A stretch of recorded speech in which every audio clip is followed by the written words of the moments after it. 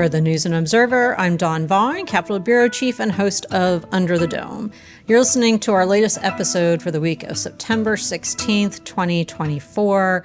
I'm joined today by my politics team colleagues at the legislature, Avi Bajpai and Kyle Ingram. This past week, there was actually a lot of news out of NCGA because of, I guess it was really just two sessions. It was Monday, Tuesday, Wednesday. Senate action on Monday, House action on Wednesday, and it was the return of the mini budget. From those of you that remember the 2019 budget battle and resulting mini budgets. But before we get to explain what a mini budget is, here's a little bit about the deal itself, in the words of House Speaker Tim Moore. This is from me asking him during the press gaggle on Wednesday, really kind of how this came together. So here is Speaker Moore. Representative Hall, who of course is most likely going to succeed me as Speaker here in a few months, he and I were talking and we both had a lot of frustration that the ICE bill, something that is vitally important and that really where there shouldn't even be any daylight, and it turns out there wasn't, between us and the Senate, that ICE bill, the immigration bill, be taken up. And so we were talking, and I had encouraged him. We were all at some meetings. We've had different meetings where we've been around. I've been with meetings with Senator Berger and so forth. I said, you ought to have a conversation about the ICE bill. That's your bill, and talk about with Senate leadership, and let's see if there's a pathway forward to maybe marry that to a budget provision to get us moving. And that is ultimately what came together. So if you all heard that, Moore talks about the role of Representative Destin Hall, who is the House Rules Chair. But the reason he's relevant more than just being Rules Chair is that Moore essentially, handpicked him, got the caucus to go along to be his successor next year, since Moore is running for Congress in a heavily Republican-leaning district. So it looks like he'll end up there. And the Republicans, even though the election hasn't happened yet, looks like they'll retain, if not a supermajority, at least a majority. And enough of those likely returning members are fine with Destin Hall being Speaker. They still have to do that election, of course.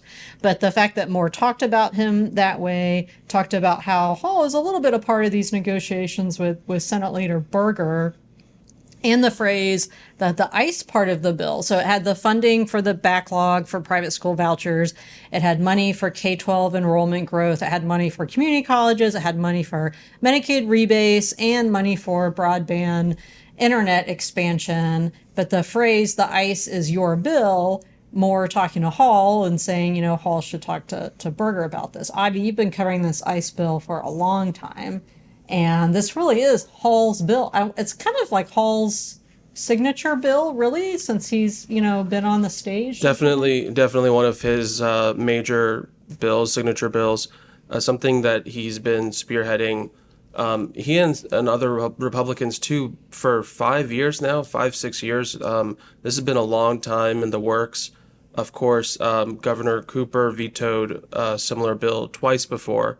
And the thing that's curious here is that this is House Bill 10. This was the 10th bill that was filed at the start of the long session last year, late January.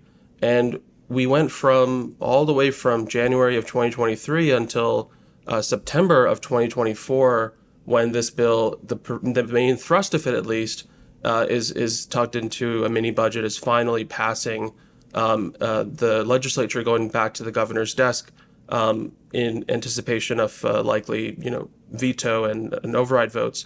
So what sticks out to me is, more talking about, they have this impasse over this past summer, over several months, and I think Republicans, we kind of expected this, but Republicans were keeping in the back of their minds, the voucher funding and the ICE bill were two of their really top priorities. That's something that the caucuses really agree on. And they're so different. Yeah. This was hard for us as reporters to cover, because even just discussing amongst ourselves, how many different stories, how do you explain it? Because private school vouchers, which are the Opportunity Scholarship Program, and cooperation with ICE detainers are Doesn't lend itself to no, not an on the same easy- page easy- at all. Yeah. So, we had our coverage. We had like joint stories with the team when the stuff came out. We had different sidebars. We had Kern Huey, who's our K-12 education reporter, kind of drill down on what this means. And when you're talking about Cooper likely vetoing it, there's a chance he would let it become law after 10 days, but I doubt it considering how much he's talked about being against the vouchers. I think the vouchers are the veto part.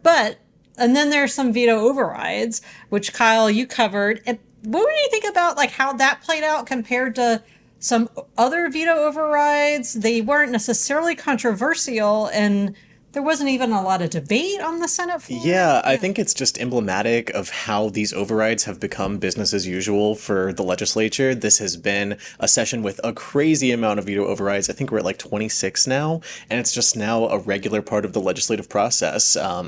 And what you saw with these were pretty technical bills, although some of them on their original go-around had pretty broad bipartisan support, but were vetoed by the governor. And then when you see them come back for this override, then all the Democrats vote against it. But yeah, in the Senate at least, there was only one of those bills had any debate. It dealt with regulatory codes for buildings. The rest just sort of went through as a, regular routine little session. I mean, not even a lot of the Senate Democrats talked. I don't think Senate Democratic Leader Blue talked at all. Natasha Marcus has been talking more. Of course, she's running for insurance commissioner, and it seems like the caucuses usually give the mic a little longer to people who are, using it to run for office. Of course, Moore always has the mic, and he's running for office. The House was different, and Representative Marcia Morey, the Durham Democrat, was not happy about them cutting short debate, which was a move by Hall, which is a little indicative maybe of who he might be as speaker next session. That would be interesting to see, because this session has been marked by protracted debates in both chambers on everything, and the only time I can remember this session debate being cut short was on that pistol purchase permit repeal. And that was, way back in March of last year. Yeah. And I feel like that was Hall presiding. I think Moore learned a big lesson. Of course, September 11th is the anniversary of the, terrorist attack in 2001 and everyone that was killed. But September 11th, 2019, which was the, of course, the anniversary, and there are still like commemorations going on, and there are now, but not to the same extent. That the House overturned with an override vote Cooper's veto of the budget, which of course is tied to the mini budgets too, and the drama with Representative Butler, the Democrat from New Hanover, who's still in office, and this viral video. If people haven't watched it, you can Google it and find our coverage and other coverage where she said, "How dare you, Mr. Speaker?" And it was all about a numbers game where they didn't know when they would call the vote. And Republicans showed up, Democrats didn't. Democrats were told by their caucus when Darren Jackson was the House Democratic leader that there weren't going to be any votes. He thought there weren't any because at the time, David Lewis, who has had his own political saga since then, the Republican side told him no votes. Anyway, I don't know if anyone ever really agreed, like if it was like clear, a misunderstanding, or if there was something going on with that. But the House did, because of the numbers of who was in the chamber, overturn Cooper's veto. And then the Senate talked about calling the vote, noticed the vote. Maybe it was like the rest of that fall in October, never did. And that was what brought us to mini budgets, which is kind of full circle with now 5 years later, where I think Moore himself is the one that called it a mini budget, or when they announced the deal late, a little over a week ago, kind of as we're talking. And I guess ICE is kind of the policy of the budget. All budgets have policy. That's just what they do. Berger has said, I've asked him about it multiple times, and it's, policy is what goes in the budget. Not all states do that. North Carolina does that. And ICE is definitely policy, obviously, right? Definitely policy, but it really seems like, you're coming to the end of the year, and time is sort of running out, and with supermajorities, you have all these priorities, so it just seems kind of, it would be pretty surprising, I think, if Republicans walked away without eliminating that wait list for the vouchers and without passing the ICE bill, because, right. The ICE bill they've passed twice before. They agree on it, so. Well, and it's no coincidence that those happen to be issues that their voters care about. So we're going to take a quick break. When we come back, we're going to talk a little bit more about session, including the 3 Democrats that voted for that bill that Cooper may or may not veto. And then ballot news and RFK, which is a lot of the land that Kyle Ingram has been occupying lately, with great coverage. And then, of course, our picks for headliner of the week. We'll be right back. Score more with the college-branded Venmo debit card and earn up to 5% cash back with Venmo Stash. Got paid back? With the Venmo debit card, you can instantly access your balance and spend on what you want, like game day snacks, gear, tickets, and more. The more you do, the more cash back you can earn. Plus, there's no monthly fee or minimum balance. Sign up now at Venmo.com/collegecard. The Venmo MasterCard is issued by the Bancorp Bank N.A. Select schools available. Venmo Stash terms and exclusions apply at venmo.me/stash terms. Max $100 cash back per month. So good, so good, so good. New spring arrivals are at Nordstrom Rack stores now. Get ready to save big with up to 60% off Rag & Bone, Marc Jacobs, Free People, and more. How did I not know Rack has Adidas? Because there's always something new. Join the Nordy Club to unlock exclusive discounts, shop new arrivals first, and more. Plus, buy online and pick up at your favorite Rack store for free. Great brands, great prices. That's why you Rack. You're listening to Under the Dome. I'm Dawn Vaughan here with Kyle Ingram and Avi Bajpai. Before the break, we talked about the legislative session. That was just kind of a mishmash jumble of like getting out priorities before the election. Now, there is that one day, I want to say October 9th, that they'll have a session day before the election. Moore said that he doesn't know if there will be votes. You know, Berger, I believe, is similar. So there could be something, there could be nothing, but then they'll be back for a week in November, that full week before Thanksgiving. I just point blank asked Moore, you know, is what you're going to do during that session dependent on who wins the election? He said no, but, you know, you can decide how much of that you think will be accurate. So one thing about the vote on HB 10 is that it had 3 Democrats, and these are the moderate Democratic swing voters, which really don't get as much attention ever since Tricia Cotham, you know, became a Republican this past session, or beginning of the 2-year session. And that's Willingham, Ray, who lost his primary, and Cunningham, who she's been like maybe a little bit more moderate swing voters. That depends on the issue, I think.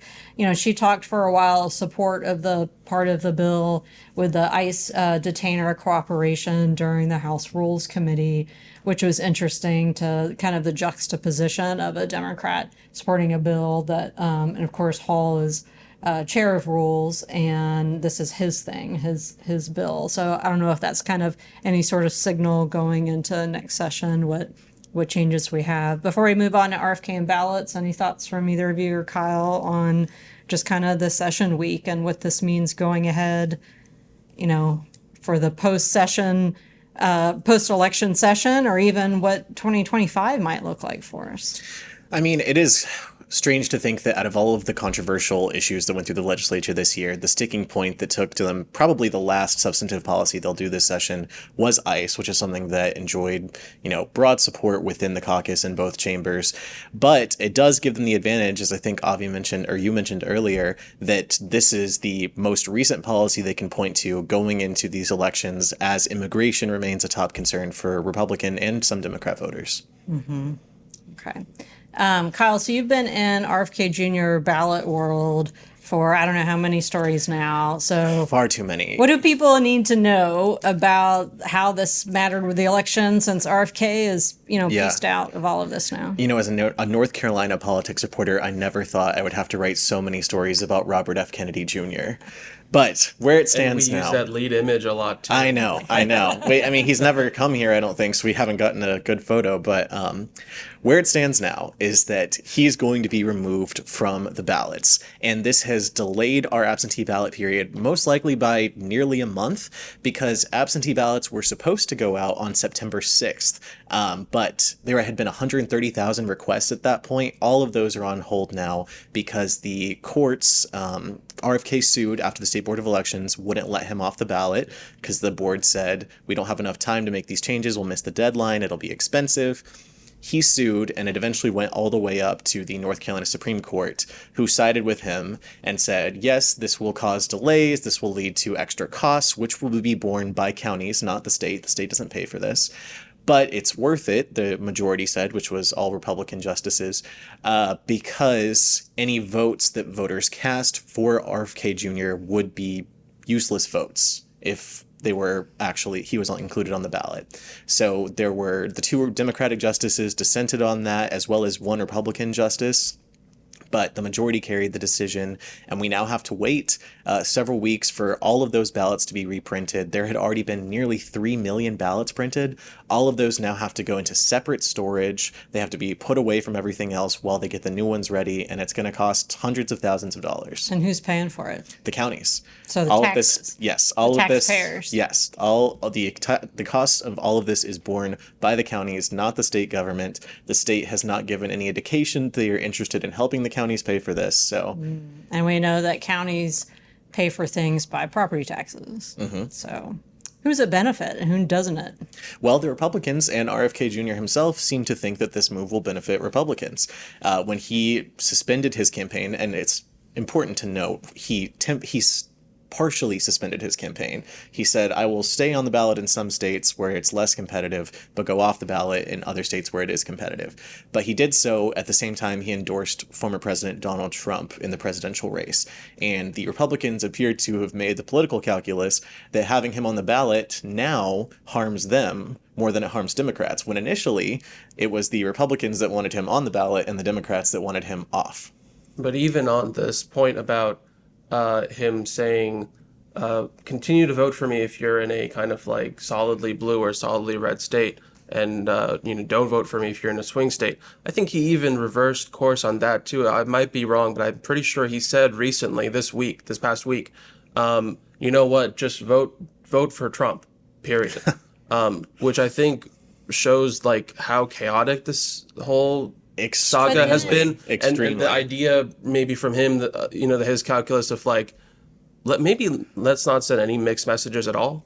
And, But didn't he get, and people liked him because they didn't like Trump or Biden, right? Well, okay. And like you said, this whole process has been so chaotic, so back and forth. From North Carolina's perspective, this man spent months fighting to be on the ballot. He got unpaid volunteers, as is the process for getting on the ballot, to go around getting petitions signed across the state for his new party to be on the ballot. The State Board of Elections initially didn't want to let him on. They said that his process seemed to sort of skirt state law for creating new parties, but he fought it out and he won. He got on the ballot. He defended his right to be on the ballot in court. And then less than a month after that court case where he was saying, I need to be on the ballot, he is back in court, not him personally, but his lawyers are back in court saying, no, take me off the ballot now. All right. Well, let's move on to our picks for headliner of the week. I'll start with something kind of serious that happened not this past week, the week before. Representative Kelly Alexander, a Democrat from Charlotte, Mecklenburg, passed away. And this was the first session since then. And his desk in the House had, I think it was white flowers on it, and the state flag draped over. And there were a lot of nice words spoken about him, both in the opening prayers, in the House and Senate, and speeches like by Charlotte area Democrat Becky Carney and others. So Alexander is also a leader of the Black Legislative Caucus for a while too. I interviewed him multiple times. I think all of the press corps probably talked to him multiple times, and his family's involved in the civil rights movement. He's obviously very an historical figure for a long time. And outside our coverage area, if you're listening to this and your Charlotte Observer readers are in the Charlotte Observer area, of course, are familiar with Alexander. So he is my headliner of the week. Kyle, who or what is your headliner?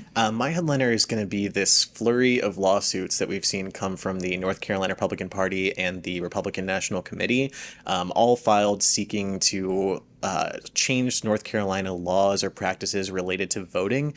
They have wide scopes. Probably the most notable one of them is seeking to get 250,000 people removed from North Carolina's voter rolls.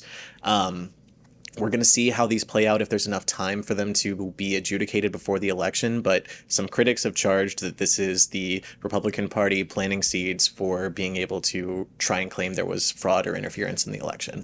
Nice use of the word adjudicated. Thank you. It fits the beat. So. Oh, I should have made it my headliner. We'll talk another time, but I want to talk about the summer playlist because I've been listening to Kendrick Lamar a lot lately. Oh, really? But we'll talk about that on another episode. Review that first before. Yeah. All right, Avi, what's your headliner? I'm going to go back to the legislative building and say my headliner is the addition of some colorful plants in the fountain, the area between the House and Senate. Which was very helpfully pointed out for everyone by Dawn in your regular nature and government updates. But yeah, it's nice when everyone's back at the building to have that, the fountain and all the plants and everything look a little more vibrant. Yeah, I appreciate the work. And when I was going down the elevator after, they were bringing up some more, and I told the, I assume, state employee that was doing it that I appreciated it. Yeah. And we noticed. So yeah, that looks good. We'll see what kind of changes they have next time. I don't know if they'll have like the holiday wreaths and everything out by the time we go before Thanksgiving. They probably wait until December on that. But maybe next week or future episode, I'll talk about Kendrick Lamar and diss tracks. So you can wait on that. All right. For the News and Observer, I'm Dawn Vaughan with Avi Bajpai and Kyle Ingram and producer Kevin Keister. Thanks for listening, and we will talk to you next time. For more from our politics team, subscribe to the News and Observer at newsobserver.com/subscribe. Follow us on Twitter at Under the Dome and NC Insider, and sign up for our weekly political newsletter, also called Under the Dome, at newsobserver.com/newsletters. Thanks for listening.